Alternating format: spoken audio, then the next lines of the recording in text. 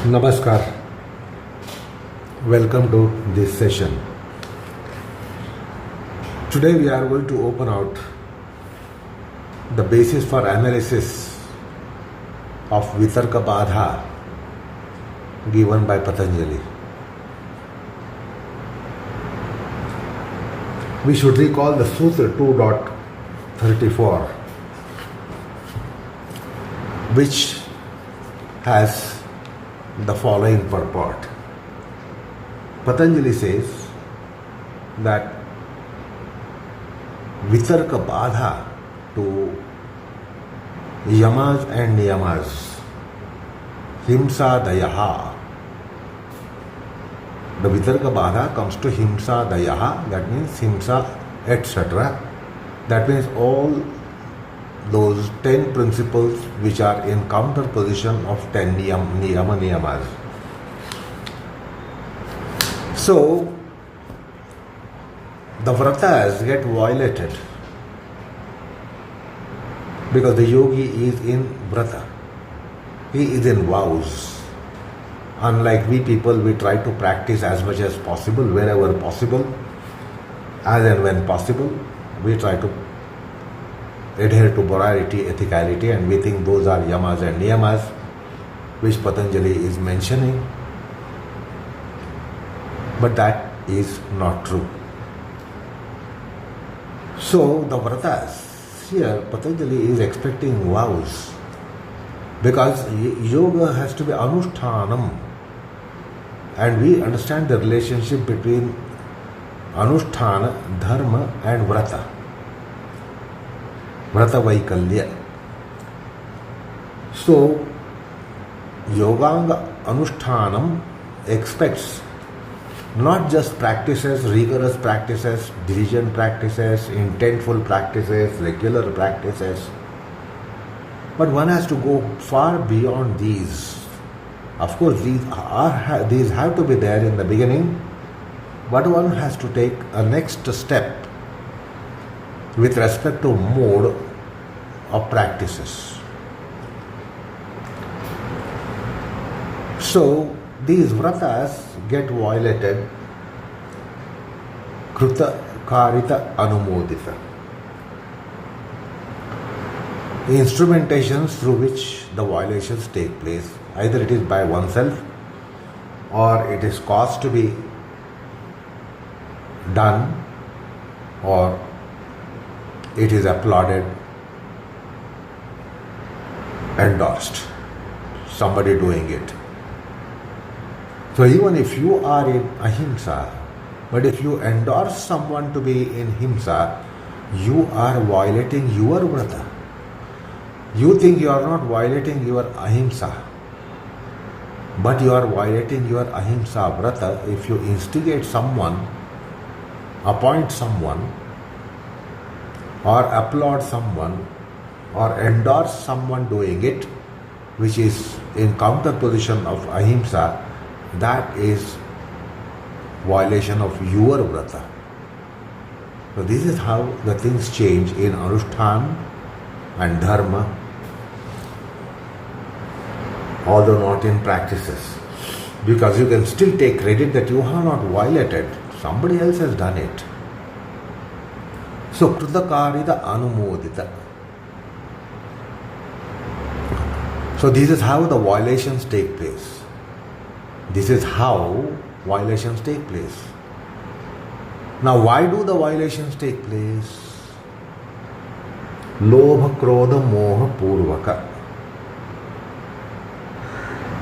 It is because of condition of mind which is either lobha, desire, greed, aspirations, or krodha, anger, exasperation, or moha, infatuation, delusion. So when the mind gets infected by Shadripus, and then, as Patanjali puts it, Lobha, Krodha, Moha, when the infections are caught up of lobha, of krodha, of moha, then the violations take place. That is why the violations of vrata would take place. When violation takes place, it would take place with some degree. So what would be the degree? Either mild or middle or intense. Mrudu, madhya, adhimatra. So these are the basis for investigation. Then what is the consequence of violation? Is it that they are just violated and that's all? Many times we make mistakes and the mistakes happen, that's all. Many times we don't feel the consequences of our mistakes. We think it has gone without any consequence. We committed some blunder, but there was no consequence, fortunately. But that is not true. There is a phalita. Phalita means fructification. What is that fructification? Ajnana, dukkha, ajnana, ananta phala. Or sometimes it is also mentioned that is ananta dukkha, ananta ajnana, ananta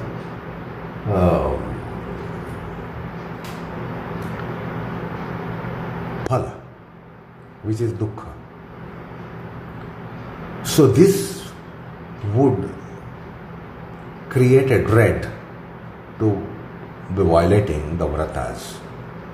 Because if the vrata is violated to whatever extent, for whatever reason, in whatsoever way, the consequences are going to catch hold of you by way of ajnana, dukkha and ananta phala. That is ajnana,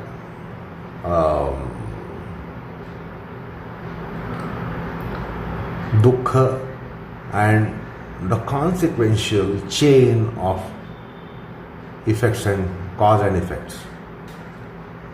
And therefore, one who is conscientious is dreaded. So one is not only dreaded of violation, but the consequences of that violation is also a matter of dread. So this is what Patanjali is telling us about, and we have gone into it in earlier occasion. So in short, let me tell you what are these vitarka, badha, himsa, anudruta, that is asatya, steya, abrahmacharya, parigraha, ashaucha, asantosha, tapabhava, absence of tapas, swadhyaya bhava, or absence of swadhyaya, or ishvara apranidhanam or anishvara pranidhanam. So there is neglect, carelessness about the principles which are adored as great principles of yoga.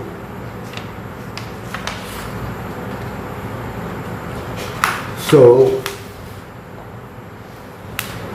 if you consider these factors as to how, why, etc., and of what degree violations take place, we would say that there are 27 kinds.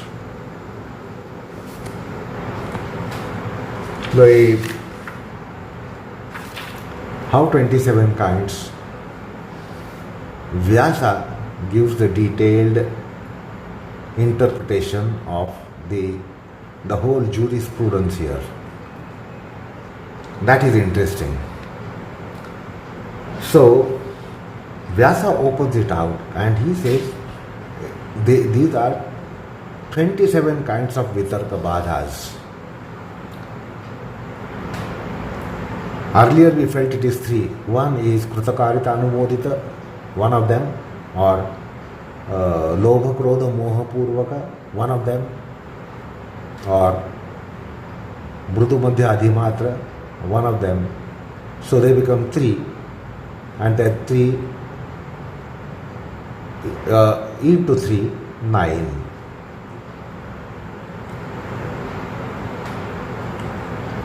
So Vyasa opens it out further, and this is the forensic approach. And more it is opened, when it is more opened, the dread also increases, because we start getting a microscopic view of consequences of vitarka badha, violation of yamas and niyamas, and even later asana pranayam, other practices. Anyway, I would like to draw your attention today to Vyasa's opening here. So he opens out to, he makes 9 into threefold again, three times it again. So it becomes 27. What is this? It's very interesting. The first is mrudu. Mrudu is mild. And then comes middle, and then comes intense. So the mrudu, and then it is followed by adhimatra, madhyam and adhimatra. So listen to the list that I am going to give you. Perhaps you can jot it down, so you will arrive at those 27 classes.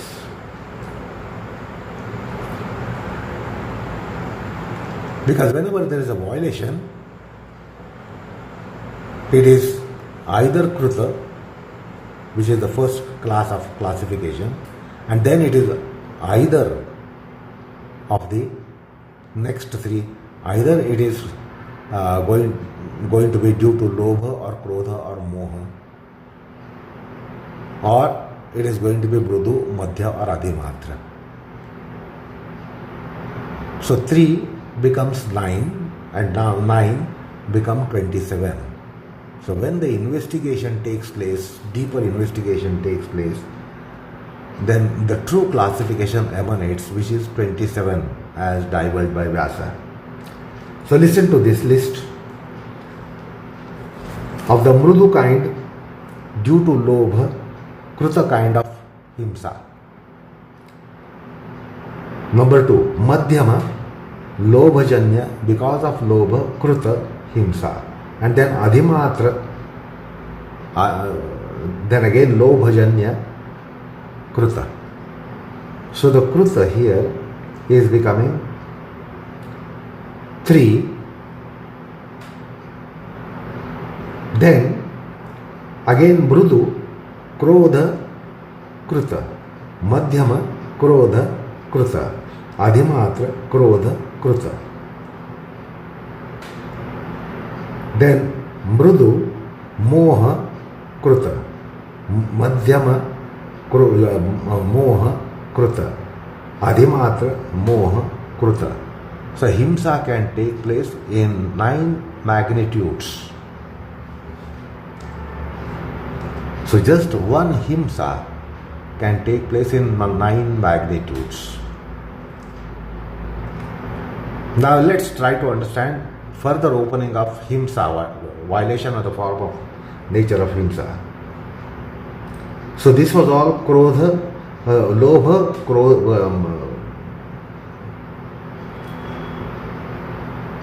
lobha 3, krodha 3 and moha 3. Now we come to mrudu, lobhajanya karita. Mrudu, lobhajanya karita is the first one. Madhyama, lobhajanya karita. Adhimatra, lobhajanya karita. Mrudu, krodhajanya karita. Madhyama, krodhajanya karita. Adhimatra, krodhajanya karita.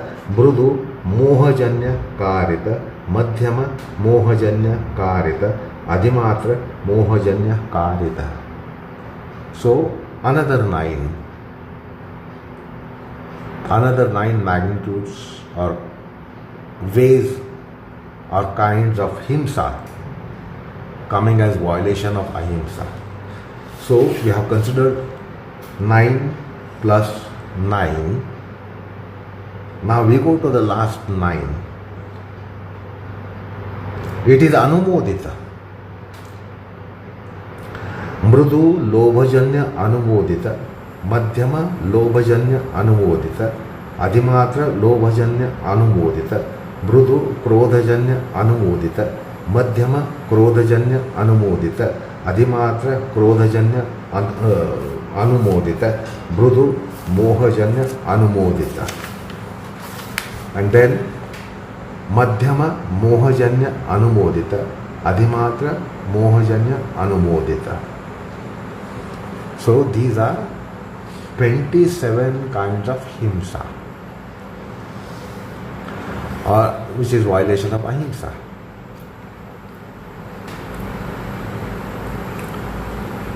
So each of the yamas and each of the niyamas will have 27 kinds of violations which the investigation arrives at.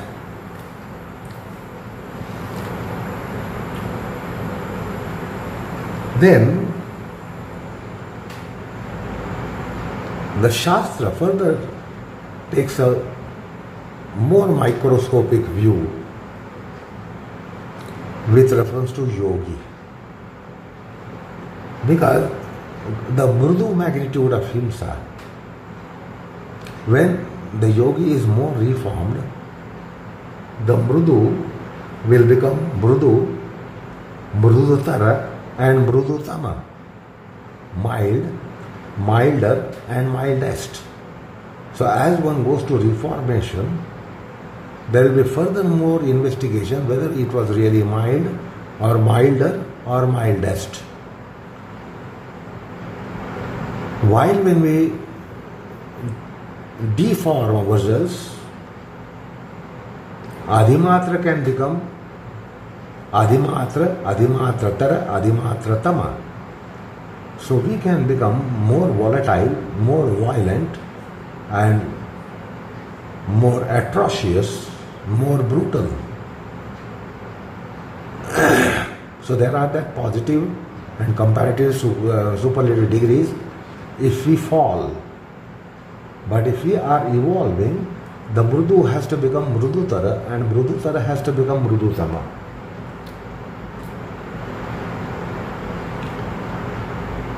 So the mrudu has been classified as mrudu mrudu, and then madhyama mrudu and adhimatra mrudu.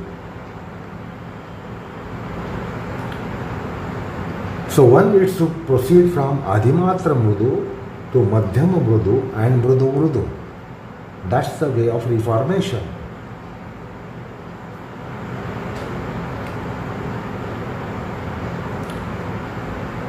The madhyama himsa, the middle, also has the play here.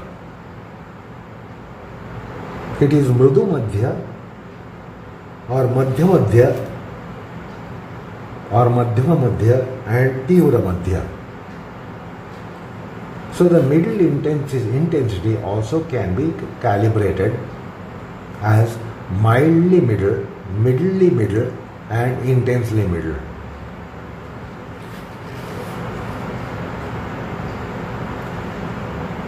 The adhimatra also can be considered that way: mrudu adhimatra, madhyam adhimatra and tivra adhimatra. So one who in the path of reformation will need these classifications. For us it might be meaningless. But when somebody is in the path of reformation, one would be finding the classification given by Shastra as helpful.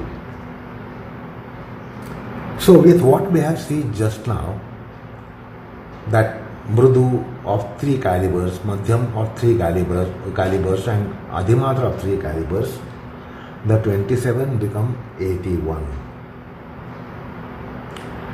Because we tabled the 27. Now with this input, the 27 becomes 81. Then Vyasa further tells us that there is further again detailing because of niyama, vikalpa, samuchaya bheda. And therefore the classification would grow exponentially. Because the 9 became 27 and 27 became 81. But then further, there is something called as niyama, vikalpa, samuchaya bheda. And by that it becomes indeed countless. So what is this? The last part which Vyasa mentioned, niyama, vikalpa, samuchaya.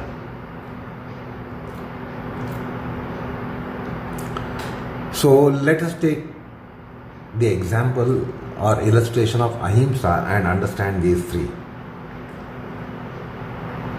What is niyama?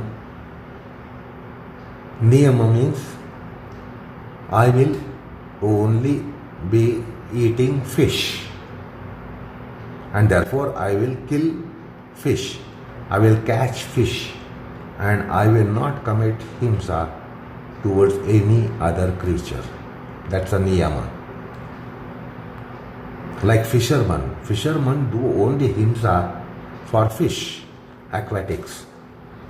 They are not cruel to other animals.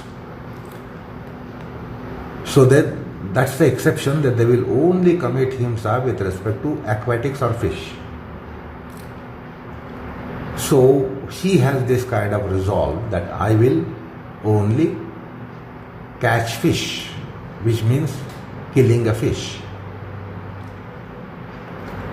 and I will not commit himsa to other animals. That is niyama.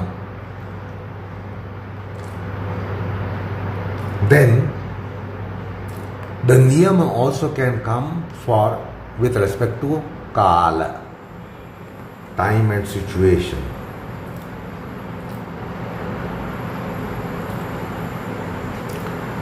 That I would be going fishing for only on particular days and never on particular days. So I will only do fishing on that day and not other days. I will do fishing only on that particular day in the year and not otherwise. So this is how the vow is.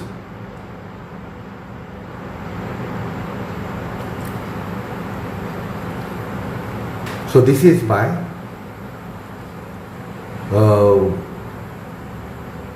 Kala Vishayaka Niyama. Now let us try to understand Nimitta Vishayaka. That means it is particular occasion. On that particular occasion only, I will catch the fish. And never otherwise, not otherwise, never ever otherwise.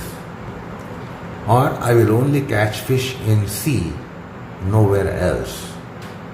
Not in rivers or not in other water bodies. Or a particular river and not other rivers. Or particular water body and not other water bodies.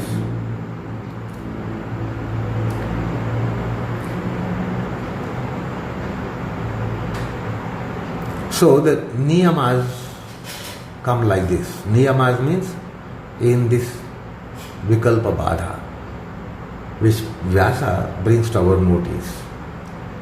So I will only kill fish, I will only kill goat, etc. kind of thing. And himsa is not committed with respect to other animals.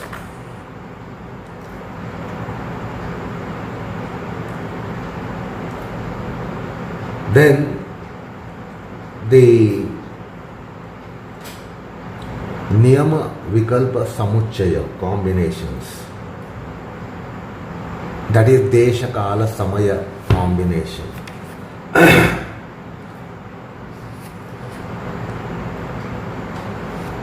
That is, I will kill only particular class of animal. either a mammal or aquatic or in the forests. So this is how one puts restrictions on one's own tendency or act of himsa, because there are countless forms of lives, ananta jiva rashi.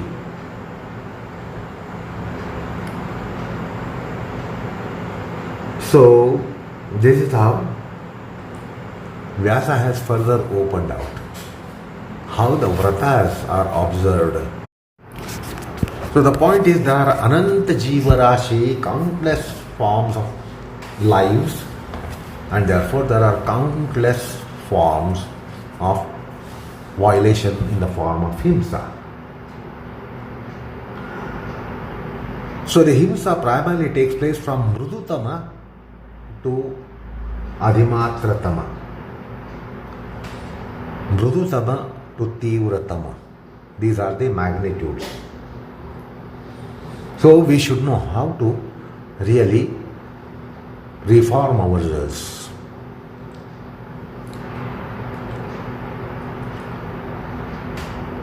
Whether to start cutting down on himsa on the grade of mild or intense. So how to really take step for reformation is an important kind of guideline that we get in Patanjali Yoga Sutras. Say for instance, if you have infatuation for a particular thing, because if you recall, while we were dealing with himsa, we went through a classification called most liked to least liked to least hated to most hated.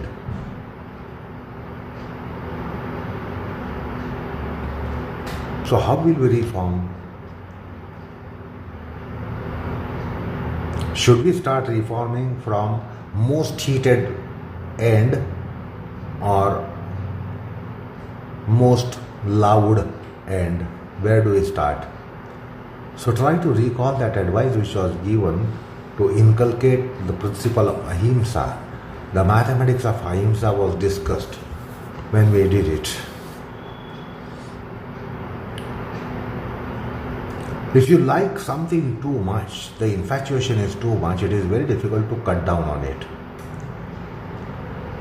So, if you recall, I said even in the vairagya topic,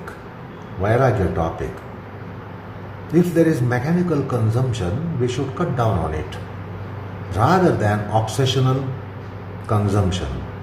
It is difficult to really curtail on or impose a sanction on obsessional consumptions. Then all the more you will fail. But if there are mechanical consumptions, you should start reforming yourself. Let me not do it. I can do without it. So let me make it a rule, resolve myself that I will not consume this. Because I am not obsessionally consuming it. It is a mechanical consumption. So the Vairagya Sutra advice must be brought here. If one is a very a violent person and a brute person of very high order, you can't stop him from the brutality. So you have to make person reform on other front, starting from other front and slowly wean the person away from brutality potential or brutality tendency. Where the tendency is very strong, you can't be really reforming there. So wherever the tendency is not so strong but weak, you can start reforming from that end. So we had seen how to wean oneself away from himsa. The classification was given. So from that end, the management is possible. From obsessional end of himsa, it is very difficult to reform. If you are obsessional about particular himsa, you can't be taking a measure there. It would backfire. So where we don't have too much of animosity, we should start reforming there. Because in our momentum of samskars to commit himsa, we are circumscribing that person even in our himsa. So therefore, like a tree, huge tree, when it is to be felled, when it is to be felled, we start clipping the parts of the shoots of the tree and slowly come down and down and down and come to the trunk, and then we use the axe on the root of the trunk. We don't fell the tree right from hitting the axe at the bottom. The whole gigantic tree, if it falls, it will be devastating. So we'll have to be trimming our tendency to commit himsa, asatya, etc., etc. And therefore there must be a mathematics, and therefore these classifications are very handy. So how one will qualify to really embrace these vratas? One who cannot be fasting at all and is a munchman, like a eater, then you will have to slowly reform, gradually reform. Cut one morsel, cut two morsels, cut three morsels. That's how we have to start, and we cannot say just fast for 24 hours, don't eat anything. That would not work, that would misfire, that would backfire.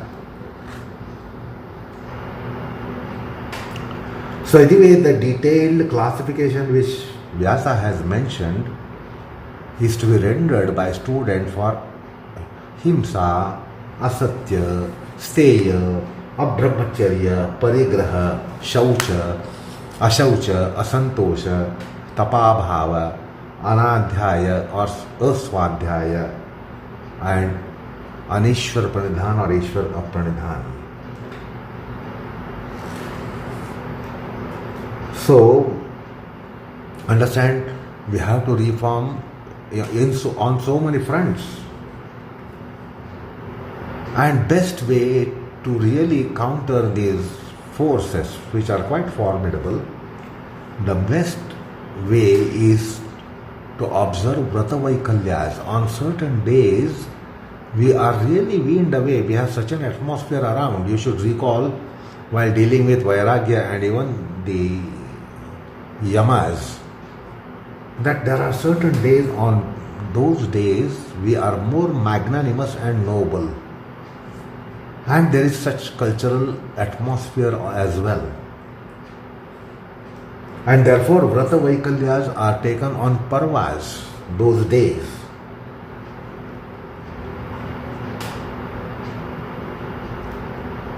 And then we know when the vows are broken on those days, the hurt is more. It hurts our conscience more. If you are fasting on a particular day, such as Ekadashi day or a Monday, and if it is violated for some reason, it pricks the conscience. But if I just decided to fast on a day and then it is broken, it doesn't hurt. So reformation doesn't take place unless the vrata vaikalyas are there, and therefore in our culture there are lots of opportunities to adhere to vratas and vaikalyas, which give empowerment to us to really adhere. You will be quite moderate and temperate on Ekadashi day, quite naturally. You will not be able to be temperate and moderate on other days, but on Ekadashi day, because it has a gravity. It has a cultural gravity to be moderate and temperate, and therefore you can be easily carry out your Ekadashi Vrata or the Vrata of Somavara or Vrata of Shukravara or any of such Vratas. Basically, yoga has to be anushtanam, and therefore such provisions are there in our culture to really adhere to anusthana.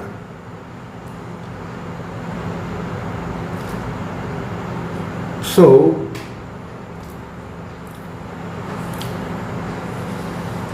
this is about the pratipaksha bhavana. Now, vitarka badha. Now, pratipaksha bhavana is with regards to dukkha jnana ananta phala. That raises the pratipaksha bhavana. If that is not raising a pratipaksha bhavana, that means you are not qualified in it, or you are not qualified to be in Yama Niyamas. If they don't dread you, then you cannot raise a pratipaksha bhavana, the contrary thought, contrary ideas. So, while in vratas, the pratipaksha bhavana would be strong.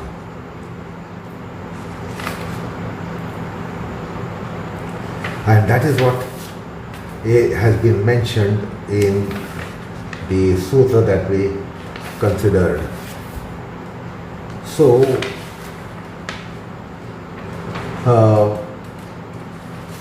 with these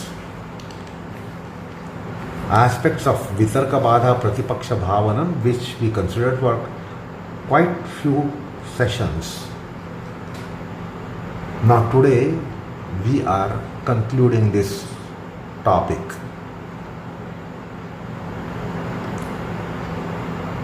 Vitarka badha and pratipaksha bhavana.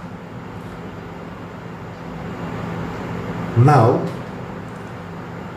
we are going to consider the yogopaya. The yogic means for niyamas, which are shaucha, santosha, tapas, swadhyaya, isva, pradhana. So that is going to be our next topic. So let us consider that in our next session. Enough for the day, enough for time being. And let me make it clear that we have ended the topic of pratipaksha bhavana, the vitarka badha. So namaskar all of you.